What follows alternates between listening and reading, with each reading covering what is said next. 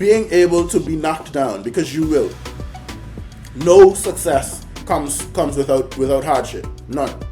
Absolutely none. And so being able to get back up, not even get back up, bounce back up, come back better than you got knocked down. That's very important. Welcome to another exciting episode of the Pushing Your Peace podcast. I'm your host, LT Bourne, and today we have an incredible guest joining us, Antwon Walkin, founder and president of the Turks and Caicos Island Society of Young Leaders. Antwon is a true inspiration, not just for his athletic achievements, but also for his leadership and vision. He recently founded the Turks and Caicos Islands Society of Young Leaders, an organization dedicated to empowering the youth and driving positive change throughout the island. In this episode, Antwon shares how perception and power have shaped him into the leader he is today. He also talks about the importance of passion and persistence. Get ready to be inspired by Antwon's story and his powerful message for the Turks and Caicos Islands youth. Let's get ready to push our peace.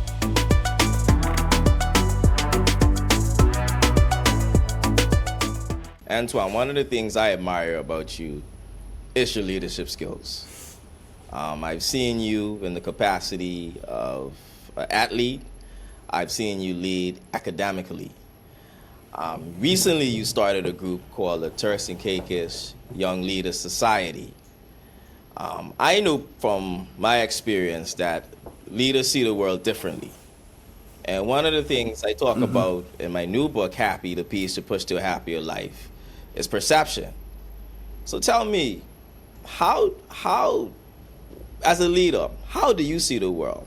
And where do you see opportunities to enforce or even bring about change? Well, I'm sure you would have heard the saying, use the world as your oyster, right? And so as a leader, we see the world as a place of unbounding opportunities. I like to think of life as life is all about opportunities. The persons who get the best opportunities are the persons who often come out the most successful in life. And so in the world is just it's just a cohabitant. It's just a place, right? For anyone who has the true heart and potential to work good, to work as hard as they need to meet their goals. Anyone who has the true potential, because really and truly what track and field will teach you is that talent will carry you far, but hard work carries you further, right? You can be the most talented person in the room, but if you're not working as hard as the other people, they'll always beat you, right? And so I think of the world as basically a hub, right? The world is filled with stimuli. The world is filled with people who are ready and willing to get the work done. But the world is it's a place that it allows you to face adversity, because it's going to throw you down, it's going to throw curveballs at you, it's going to ensure that you're honest as a person, right? And that's why as a leader, perception is so important. Because if you perceive the world as, oh, everybody's against me, you'll never get to see your full potential. Because really and truly, people aren't always out to get you. There are going to be certain people who are going to teach you along the journey, and certain people who it's useful to learn from along the journey. So you have to change your perception of people as not just them being against me, or not them. And I'm not saying not to identify when somebody's against you, because of course you're going to have that when you're making the changes that need to be made. But it's important for you to be able to perceive when someone is actually trying to help you, when someone is against you. And sometimes, even when they are against you, it helps, right? And so that's why you have to try and ensure that you are perceiving it the right way. Ensure that you perceive things in a positive way. I'm not saying that we don't identify the negativity and honestly look at it and say, okay, I can see where this person isn't necessarily trying to help me, but you can take a positive from it. And as you talked about the Society of Young Leaders, perception as a leader is important, because you have to be able to put yourselves in other person's shoes, right? This organization is one that has just about 110 members to 120 members, and that's just in the first 2 weeks, right? So imagine where we can be in another month or so. And I'd inform you, Turks and Caicos, Mr. Leonardo Lightbourne is a member of the executive. So he's just as involved in getting this thing off the ground and getting this thing to the full fruition that I am, right? And I have to continue telling you guys, thank you, Leo, for believing in me, believing in Andy, believing in Donnie, and the vision that we had for this organization. But we have to be able to, as leaders, perceive things from other people's standpoints, right? You're never always going to agree with everybody in your organization. Our board has 20 members, right? So me as the head of the board, I'm not going to agree with everything that everybody else says. But it's important for me to put myself in Leo's shoes, put myself in Donnie's shoes, and be able to look at it from his lens and say, okay, I see where you're going with that. And then we can make a respectable decision that honors not only what I think, but what you think and what you believe. Right? Because when you come together as a group of people and you're leading a group of people, you are going to have people with different ideas, right? And that's the strength of a group. Everybody doesn't have the same views. Everybody doesn't have the same ideas. It comes with diversity. And so we have to embrace that diversity as leaders and ensure that we can perceive things through everyone's lens and ensure that everybody is heard when decisions are made. Yeah.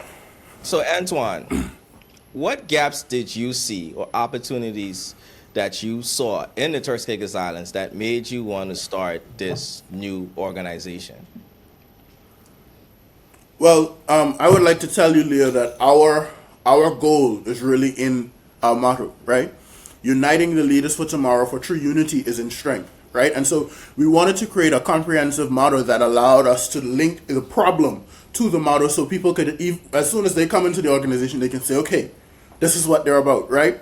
And so when you look at some of the big trademark issues that have faced the people of the Turks and Caicos Islands, not just the country as a whole, but the people, you've looked at teachers being underpaid, right? You've looked at air traffic controllers being underpaid. And a lot of these other issues that are facing the people individually, price control, these are things that multiple administrations have come in and those things aren't being fixed, right? And so I believe that a lot of these issues can be solved by the people uniting, right? We have a tendency in the Turks and Caicos Islands to have a few strong voices fighting, but not everybody fighting together, right? And that goes from the lowest levels of working in a company, working in an organization, straight up to government.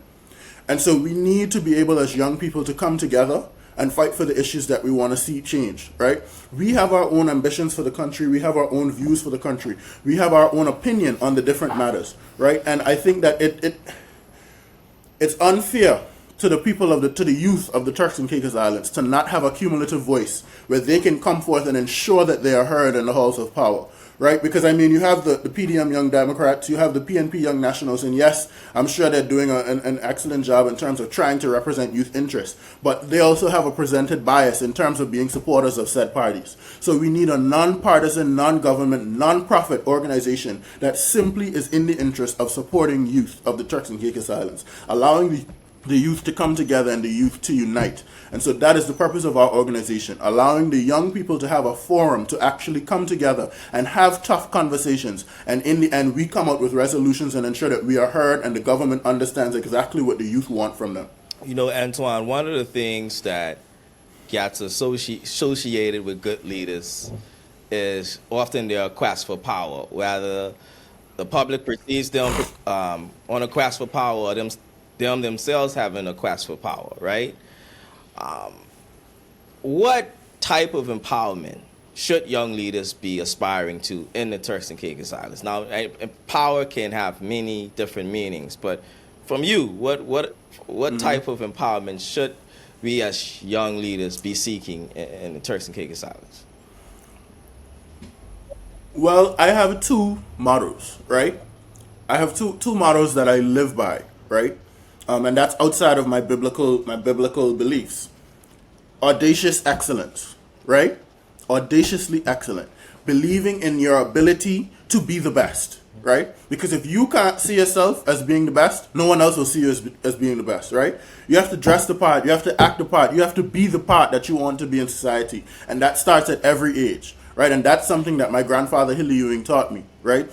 Never be afraid to be excellent.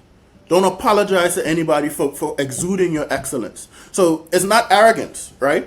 But it's allowing yourself to be the best version of yourself every single time you step out and represent. Because every time you step out, you are representing yourself. Every time you step out, you're representing your parents. Every time you step out, you're representing your family. And now with this organization, every time I step out, every time you step out, every time every other member of the executive steps out, we are representing the entire youth population of the Turks and Caicos Islands. And so we have to be able to be audaciously excellent. Don't care what people think. Just ensure that you are excellent. You are doing what you need to do, and you're up to the standard that is not only acceptable to you, but acceptable to the people that you lead and represent. And the second one would be see one, do one, teach one, right? And where we lack in the Turks and Caicos Islands is teach one. So generations pass. Yes, you probably would have seen somebody do it because you could just sit down and watch. You could watch them do it, right? And then you're given that opportunity to do it eventually when maybe somebody retires or something like that. You're given the bigger job. You're given that opportunity, right? But the problem is we don't teach it. We don't pay it forward, right? And so that is where the lack happens, because even when you're seeing it, had somebody taught you how to do it as opposed to you having to watch them do it, imagine the difference that you would have gone into. Imagine how much more experience you would have gone into the field with. You know, when I moved to Jamaica in 2021, at that point I was still hell-bent on studying law, right? I didn't think about any vocational work, right? And when COVID hit, I looked at it and I said, man, the lawyers are at home sitting down. I said, man, you see, the lawyers are at home sitting down. The communications professionals are at home sitting down. And so while this is my gift and this is something that I still want to do, you know, fighting for the people of the Turks and Caicos Islands, fighting for demographics that aren't able to fight for themselves, I decided to choose a different career path. And that pushed me down architecture. Now, to this day, I don't even realize that my father's an architect. So I don't know if that gave me the natural push towards architecture, you know, but it was so appealing to me because it allowed me to use my creativity. It allowed me to be myself in a job, right? And shoots, they make pretty good money too around the world. And so I tell people all the time, it's not just about seeing it, right? In 4 years, I have learned so much in the world of architecture from my father teaching me, you know. Charles Bumway, who also works at Conservative Architects with us, from them teaching me as opposed to me just trying to watch and learn. I've learned so much more in 4 years. So I'm heading to Howard to do a bachelor's and master's in architecture. And even in my application, they would have told me that I was one of the most experienced persons in terms of coming into architecture school with 4 years professional experience. That's something that is unheard of. And so I always tell people, for us to have a different society in the Turks and Caicos Islands, for us to truly start seeing the development, we as young people have to ensure that we are teaching, right? It don't matter how young you are. You have someone who's going through something that you might have gone through before. And so it's so important. Get into the high schools. Get into the primary schools. The issues that those children are facing are ones that we have already suffered through, right? I look back at CXC now and I was saying, man, I was hurting up my head, hollering in my pillows some night with CXC. And I looking back at it now, I say, man, CXC is the easiest thing I ever do, you know? Because now when I think about it, when you're in college, you don't have SBAs, you don't have paper ones that are repeated. And so I look back at it and I say, man, I had it so nice when I was doing CXC. I wish I could get a degree from CXC. But guess what? There are children now who are going to be facing the same pressures, the same issues that we are facing, and we know how to troubleshoot those issues. So it's so important. We have to see it, we have to do it for ourselves, but we have to teach that next generation so that when they're in our position now and we're the old heads, because guess what, we can get gray at some point. We don't have the worries for the next generation that this generation has for the next one. You know, Antwon, first of all, congratulations on your acceptance into Howard. I know you're going to do exceptionally well over there. Now, I want to know, you know, because there's often, I've listened to so many great leaders, and there's often an event or something that leads to them seeing the world. Just tracking back a bit to perception, you know. What event or who was the person that made you realize that you were a leader? Like, tell us about that experience. Wow. You know, for these questions, it's always easy to say your parents because they've been there for your entire life. You know, they've been there for every step. And I can't begin to thank God for blessing me with not just parents, but 2 excellent step parents as well. So I've definitely had a village. So I would say that my parents played a big role in me finding my leadership skills. You know, my mother is a leader. She's the principal at Thelma Lightman Primary School. Mrs. Robin Cox Foster. My father is a leader. Owns his own business for over 30 years now. And I would say that I was born with the leadership qualities. You know, my great-grandfather, Hilly Ewing, former Deputy Chief Minister of the Turks and Caicos Islands. But in terms of the individuality of it, I would say that Mrs. Yvonne Hutchinson, she played a critical role in me founding my leadership skills. And the reason why I say her is because when I went to her school as one of the first set of high school students in 2016, I didn't know what I wanted to do then. Back then, I was just saying, yeah, man, one day I want to be premier. I like wearing a suit. and so I would say that she saw the leadership skills in me, and she made me her head boy that year. And the rest is history. The experience that I've gained in public speaking, in speech writing, and presenting, that I learned those 3 years at Precious Treasures before moving to Jamaica, it was special. And so I have to give a special thanks to Miss Yvonne Hutchinson and Mr. Dave Myrie, who was my principal here in Jamaica, who also gave me leadership opportunities. My coaches over the years who've asked me to captain teams. As much as people say your high school accolades don't matter on your resume, they matter in your heart and in your head, because the amount that you learn about dealing with people. Imagine having to captain a team of 112 to 17, 18-year-olds. You're going to have 18-year-olds that want to drink and party. You're going to have 12-year-olds that want to sit down and play games all night. And so you have a completely different spectrum of issues to deal with, as a leader. And especially as a leader in the school level as well. Because, again, you're going to have 18-year-olds who don't really care about it anymore, because they're saying, man, I've done CSEC already. I don't really need CAPE. I just need to pass. And then you have 11-year-olds who don't understand what's coming for them, because guess what? CXC ain't waiting for nobody. It'll be sitting down in front of you in 4 years. And so I would say that my leadership skills, I owe a huge credit to the principals that ran the schools that I went to. Miss Nikimo King at Andy Pratt Primary, my first 6 years, grade 1 to 6. Mrs. Yvonne Hutchinson, grade 7 to 10. And then Mr. Dave Myrie for all of my tertiary learning. Thank you so much for sharing that, Mr. Walkin. Now, for the second segment of this show, your peers. Now, writing my book, I came up with 8 concepts that I believe led to happiness, led to a life of fulfillment. But these were my 8.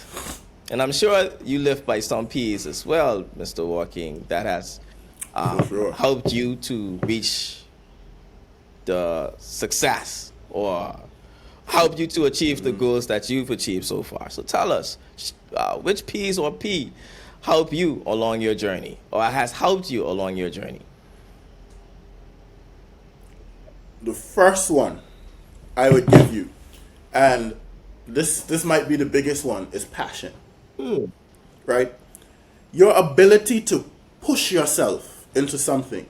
Your ability to give your entire being to something. For it doesn't matter how long it is, right? Your belief and your ability to actually push yourself. So, for example, we founded this organization now, the Turks and Caicos Island Society of Young Leaders. And our passion behind bringing better for the people of the Turks and Caicos Islands, not just talking about it, but actually moving and shaking and getting things done, right? That passion that is driving us, that's critical. You have to have the passion. If you're not passionate about what you're doing, you will never give your full potential towards it. So passion would be my first P. My second P would be peace. And this one is so important. Ensuring that you are in a state of mind to always perform at your best. When you're stressed out, you can't perform. That's just the long and short of it. And so ensuring that you have the ability to keep your inner peace, to ensure that you have the ability to continue to get on that straight path and keep driving towards it. You have to be peaceful. You have to be able to sometimes bite the bullet and get rid of conflict. And that's something that I've learned within being a leader as well. It's sometimes you're gonna just have to put your view down a little bit and say, okay, guys, let's work on something else then, since we're not all on the same page. And that is critical as a leader. It doesn't matter where you're leading. If you cannot resolve conflict as a leader, you're in a problem. Because you're going to have conflict. When you're running an efficient and actual proper organization, when you're a part of something big, conflict is going to arise. Conflict is going to arise. I will also say persistence. The school that I'm attending now, Kingston College, sadly I'm leaving. But our motto at Kingston College is Fortis Cadere Cedere Non Potest. That translates to the brave may fall but never yield, right? And so I like to talk about this motto a lot because it has two variables. Brave men, who do you classify as brave? And then the persistence that they have to get up every time. And persistence is so important because if you're not able to get up when you fall short, and the first thing to falling short is acknowledging it, I think that's where a lot of people fall short. They're not able to acknowledge the shortcoming. And so first you have to acknowledge it, but then you have to get up. You have to keep pushing. You have to keep fighting. My grandmother, Miss Leonie Hamilton, used to say, "You gotta keep toiling." We would watch Ma get up 5, 4 o'clock in the morning, baking bread. Only God knows what. But guess what? When we wake up 8 o'clock, 9 o'clock, she waking us up for Sunday school. Everybody eating piece of bread with peanut butter. So we didn't see her vision, but she had the idea, right? And so persistence, being able to get up and just keep on going on that grind. That's how weight loss works. That's why a lot of us don't get rid of these big bellies we got. And I wish I could be a little bit more persistent there. But that's a topic for another day. But being able to be knocked down, because you will. No success comes without hardship. None. Absolutely none. And so being able to get back up, not even get back up, bounce back up, come back better than you got knocked down. That's very important. I would also say patience. How much you want? Because I could give you my age, No. We don't want you to go that deep. I know. Listen, Antwon. Okay, You're one of the people I can listen to talk all day because some people talk, right? But it's monotone. When you speak, you resonate with your first P that you said, passion. And when somebody is speaking passionately, you want to listen to everything that comes out because it's coming from your spirit, it's coming from your soul. It's a burning desire, So you could go all 8, but for the time that I've been allotted for the show, it wouldn't be fitting. But there's another question I want to ask you, and I think I have to ask you because you do have people that's looking up to you, and as much as you want to encourage your listeners and your followers to to create their own pathway, they still want to know your path. Mm-hmm. And so my next question to you is, who are the leaders that has helped you along the way, who you've looked up to, who you've studied?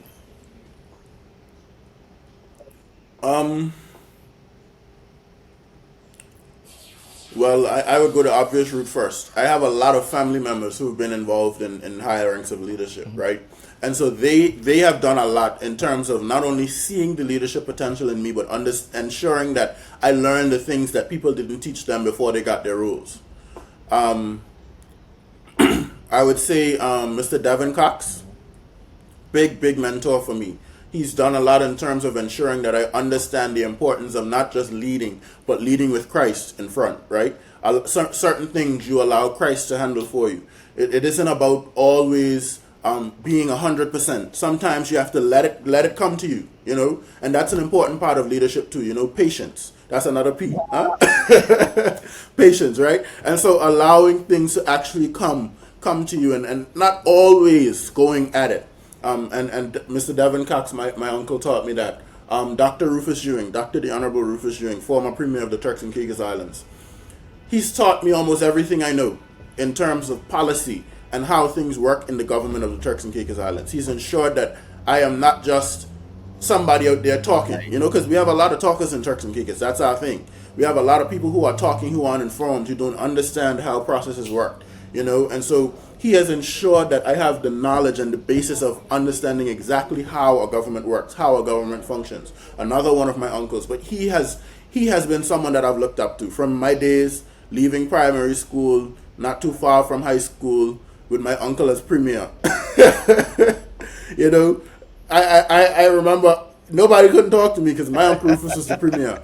But that has allowed me now, the freedom and the ability to have somebody to look up to, a basis. Also, Honorable Gelma Williams, another one of my uncles, former Deputy Premier of the Turks and Caicos Islands, former Acting Premier of the Turks and Caicos Islands. And so, as I told you, I've had a lot of polarizing figures in my life, and I can come back to as simple as Reverend Derek Hamilton, this is a man of God who christened me and baptized me, Right. and continues to minister to me, and that's a different form of leadership, ensuring that I'm walking in that walk with God. And then you could come back as simple as you get to your parents. Right, as I told you earlier, my mother and my father are leaders. They're not just leaders in their community. They're leaders in the Turks and Caicos Islands. My father being a political candidate this election, it has empowered me in knowing that when you believe and you have the people at heart and you actually have a goal for what you want to see for your Turks and Caicos Islands, never let somebody tell you that it can't happen. Never let somebody tell you that it isn't for you. Because I'm sure that he would have had doubters, people who said that, man, he ain't gonna do it or he can't do it. But he has done well, in showing his 4 children that if you want something, you have to go out there and get it. If you want to see change, you have to be the change maker. You can't wait on somebody to make that change for you. And so while people may have doubted him, I don't. Because I know that my father has the people at heart. And I know that my mother has her students at heart as the principal of Thelma Lightman Primary School. She has taught me that it is important to be a leader that is personable. You see, I tell you I can give you these 8 Ps, I tell you I can give you these 8 Ps, And so ensuring that you are always able to relate to the people in your lives. Ensure that you're always able to relate to the people that you are experiencing issues with. Ensuring that you're always able to relate to everybody, right? Because you're a leader. You are somebody who, as you say, when you speak, they listen. Right. So you have to be able to be personable. You have to be able to represent other people's interests.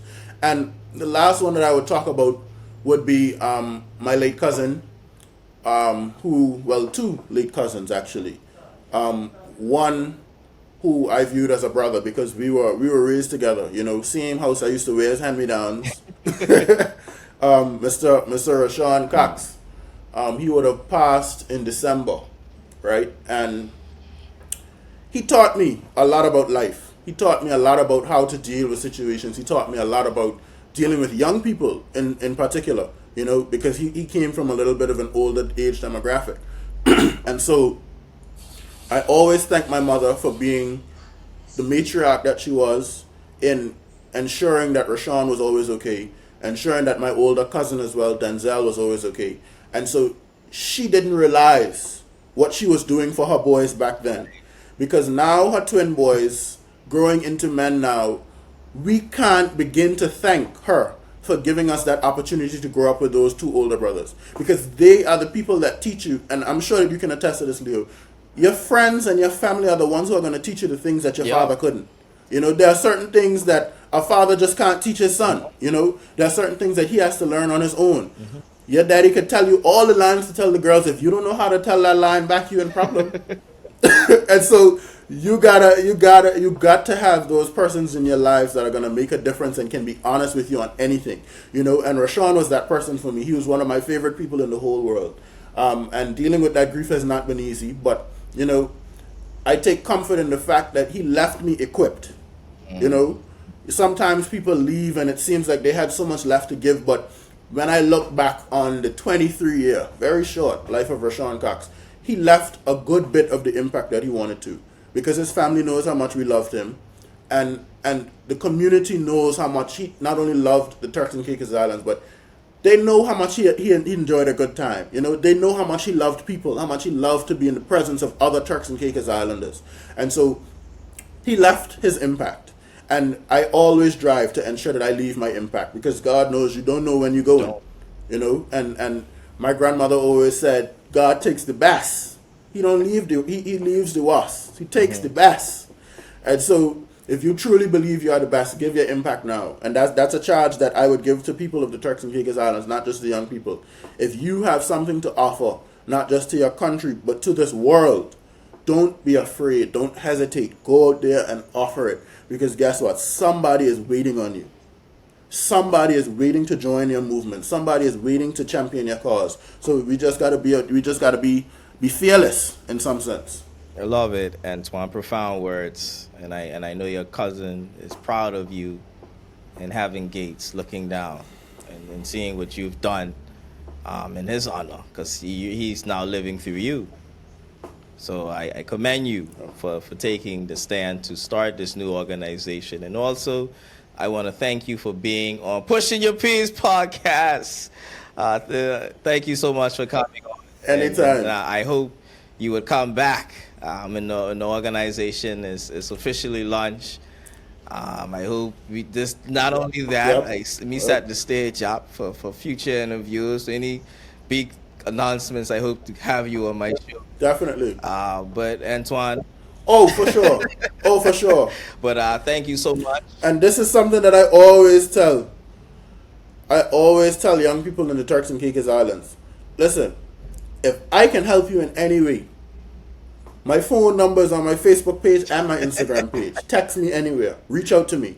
If there's anything that I, Antwon Walkin, can do to help you in your business, in your organization that you're starting, man, just let me know. I'm all about young people getting developed. I'm all about young people making a difference. And so if you need my help, just reach out. You heard it, ladies. You heard it from Antwon himself. Now, Antwon, you wouldn't be a guest on the Pushing Your Peace podcast if I didn't ask you an off-the-wall question. Are you ready? I'm ready. What's the most ridiculous conspiracy theory you've ever heard?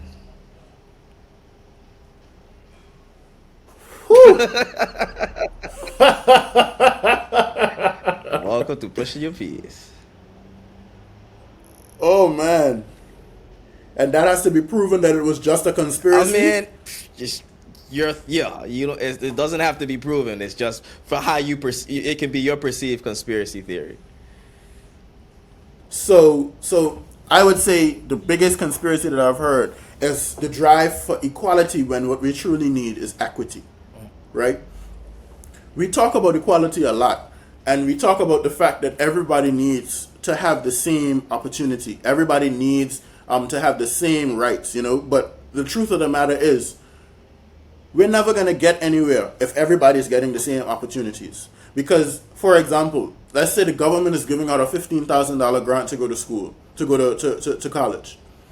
My parents may be able to pay the other $35,000 if that's what it costs. But if your parents aren't able to pay the other $35,000, you're at a deficit, right? And you're still not getting the opportunity that you deserve. However, we're getting the equal opportunity. But maybe it's a case where I needed only 10,000 and they gave you 20 and they said, okay, we give you 20 and we probably can find another 30 for you somewhere else. And that's the equitable society that I'm talking about, right? And so in the Turks and Caicos Islands, we need an equitable society. The people who need more resources need to get more resources than the people who don't. Right? And so the thing is, everybody is clamoring at the government. It don't matter who's in power. Everybody is clamoring at the government, say, government ain't do this for me, government ain't do that for me. When the truth of the matter is, there are people who may be in more need than you, who need a little bit more help, right? And so I think that what we need to do as a country is bring back the sense of community. Equity doesn't come if there isn't a sense of community. Because if you don't believe that today is for me, tomorrow is for somebody else, we will never get equity.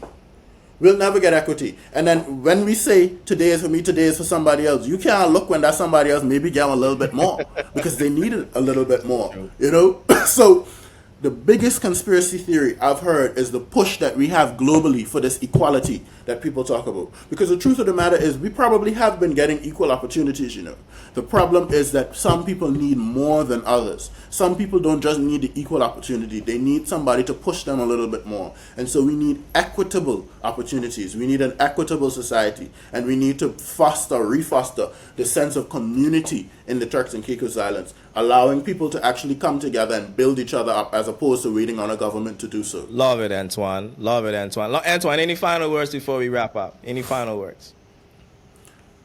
I want to say thank you. Leo. You guys, between you and Andy and Ariel and Lauren and all the other TV hosts, you guys have allowed me over the years to blossom into the leader that I am. You guys are excellent friends. I would say that too. You guys are excellent friends. You've always kept me on my toes. With this organization, I know that I can trust you guys that whatever I'm doing, not only will I have support, but if I'm wrong, you guys will be the first to tell me. And I think that is something that we need more in the Turks and Caicos Islands. We need more people like Leonardo Lightburn. We need more leaders who are audaciously excellent, like Mr. Leonardo Lightburn. And so appreciate you. we have a lot to do. We have a lot of work to put in.